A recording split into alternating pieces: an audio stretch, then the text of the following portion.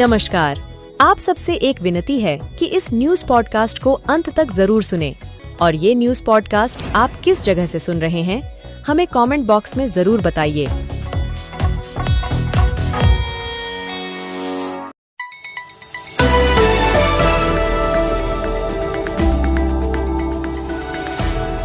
सबसे पहले रुख करेंगे सुर्खियों का। फ्लोर टेस्ट से पहले एनडीए सरकार की मुसीबतें कम होती नजर नहीं आ रही हैं। गया में आयोजित बीजेपी के प्रशिक्षण शिविर में 3 विधायक एब्सेंट रहे। इनमें रश्मि वर्मा, मिश्री लाल यादव नहीं पहुंचे, जबकि भागीरथी देवी पहले दिन तो मौजूद रही, लेकिन दूसरे दिन वो कार्यक्रम में शामिल नहीं हुई। इससे पहले जेडीयू के भोज में भी 6 विधायक गायब रहे।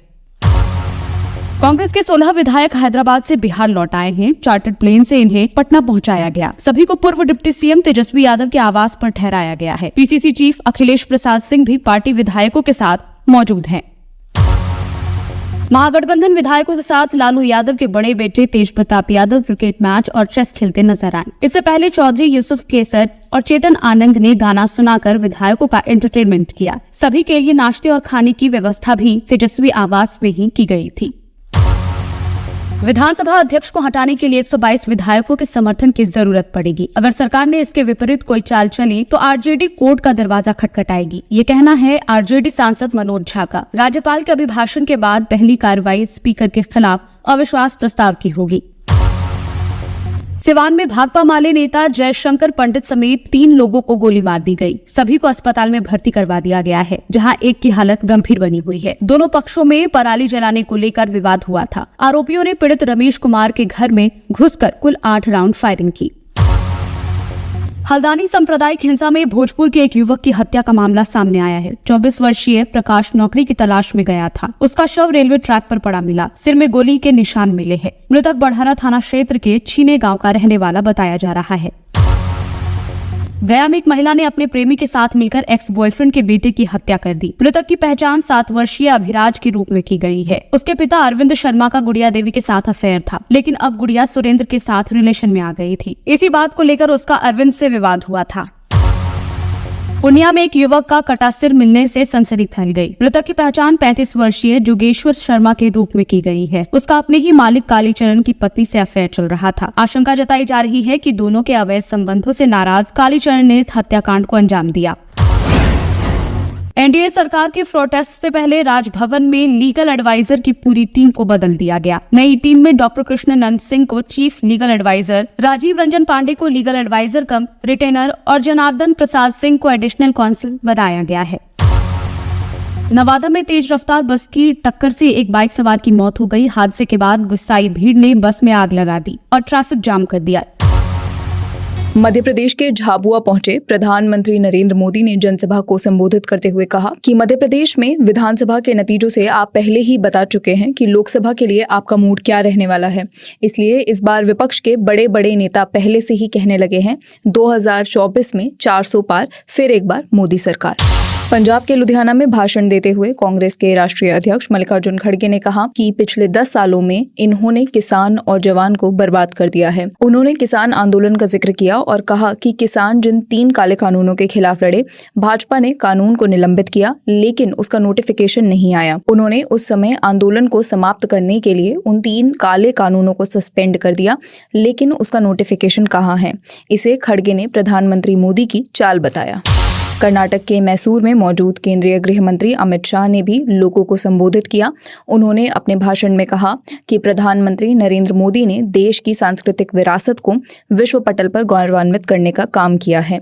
अयोध्या में राम मंदिर, काशी में काशी विश्वनाथ कॉरिडोर, ढेर सारे हमारे सांस्कृतिक चेतना केंद्रों को प्रधानमंत्री नरेंद्र मोदी ने पुनर्जीवित करने का काम किया है।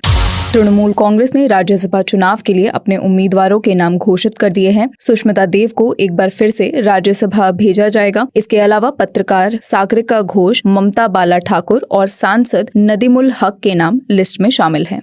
बिहार में कल फ्लोर टेस्ट से पहले नीतीश सरकार में मंत्री विजय कुमार चौधरी के घर आज शाम 5 बजे जेडीयू विधानमंडल दल की बैठक है। बैठक में मुख्यमंत्री नीतीश कुमार भी शामिल होंगे। इस बीच आरजेडी नेता मृत्युंजय तिवारी ने कहा कि हमारे सभी विधायकों ने एक साथ रहने का फैसला किया है। ये सरकार 24 घंटे की मेहमान है। ऑपरेशन लोटस पर ऑपरेशन लालटेन भारी पड़ेगा। बिहार सरकार में विभागों के बंटवारे को लेकर जीतन राम मांझी की नाराजगी पर बिहार के डिप्टी सीएम सम्राट चौधरी ने जवाब दिया है। उन्होंने कहा कि जीतन राम मांझी हमारे गार्जियन हैं और हम बिहार में उनके सम्मान को बढ़ाने का काम करेंगे।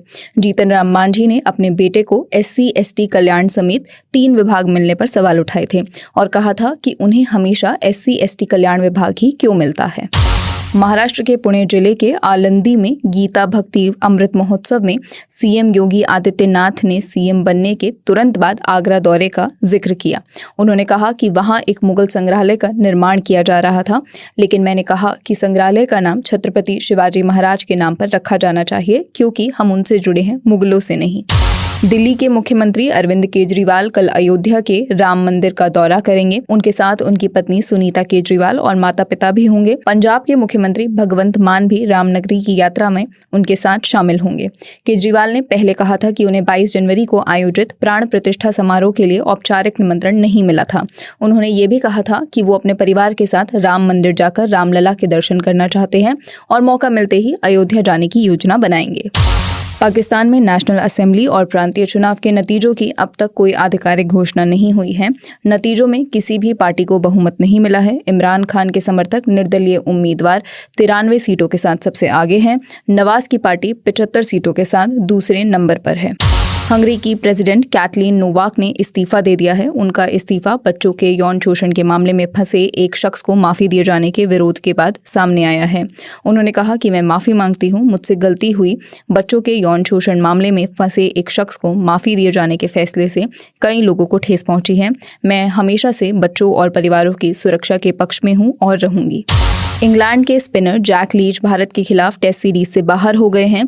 लीच को सीरीज के पहले मैच में घुटने में चोट लग गई थी। इस वजह से वो दूसरा मैच नहीं खेल सके थे। लीच घुटने की चोट के इलाज के लिए वापस इंग्लैंड लौट रहे हैं। इंग्लैंड क्रिकेट बोर्ड ने आज इसकी सोशल मीडिया पर जानकारी दी। भारत और इंग्लैंड के बीच तीसरा मैच 15 फरवरी को राजकोट में खेला जाएगा।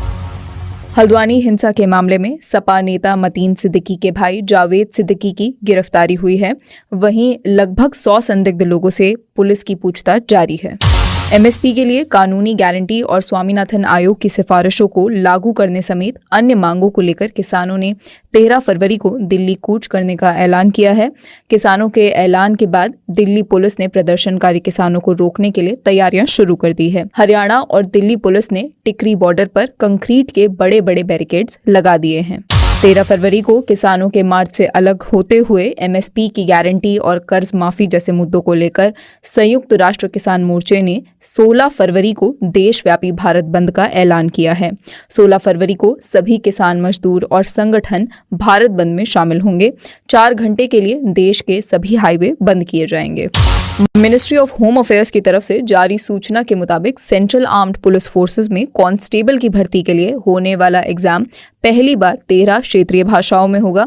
ये एग्जाम 20 फरवरी से 7 मार्च के बीच कंडक्ट होंगे, जिसमें 128 शहरों के 48 लाख कैंडिडेट्स अपीयर होने वाले हैं। उत्तराखंड में पुष्कर सिंह धामी सरकार ने IAS और PCS अधिकारियों के तबादले किए हैं। आदेश के मुताबिक 4 वरिष्ठ IAS ऑफिसर और 6 PCS अधिकारी और 1 सचिवालय सेवा के अधिकारी समेत 11 अफसरों को इधर उधर किया गया है। TMC कार्यकर्ताओं पर संदेश खली में महिलाओं के साथ दुर्व्यवहार करने के आरोप में बीजेपी नॉर्थ कोलकाता में विरोध प्रदर्शन कर रही है। ये प्रदर्शन बीजेपी का महिला मोर्चा कंडक्ट कर रहा है। जम्मू कश्मीर के पूर्व CM और डेमोक्रेटिक प्रोग्रेसिव आजाद पार्टी के चेयरमैन गुलाम नबी आजाद ने कल एक बैठक के दौरान इंडिया गठबंधन और लोकसभा चुनावों को लेकर बयान दिया। उन्होंने कहा कि लोकसभा चुनाव में बीजेपी 400 सीट का आंकड़ा पार करती है तो इसके जिम्मेदार इंडिया के वो नेता होंगे जो गठबंधन का नेतृत्व कर रहे हैं। कांग्रेस ने अनुशासनहीनता के आरोप में कल उत्तर प्रदेश से पार्टी के बड़े नेता और कल्की धाम के पीठाधीश्वर आचार्य प्रमोद कृष्णम को पार्टी से निष्कासित कर दिया। कांग्रेस से निष्कासित किए जाने के बाद आचार्य प्रमोद कृष्णम ने पहली बार प्रतिक्रिया दी है। उन्होंने कहा कि राम और राष्ट्र पर समझौता नहीं किया जा सकता। सोशल मीडिया प्लेटफॉर्म X पर पोस्ट करते हुए उन्होंने अपनी इस पोस्ट में कांग्रेस के पूर्व अध्यक्ष राहुल गांधी को टैग भी किया है।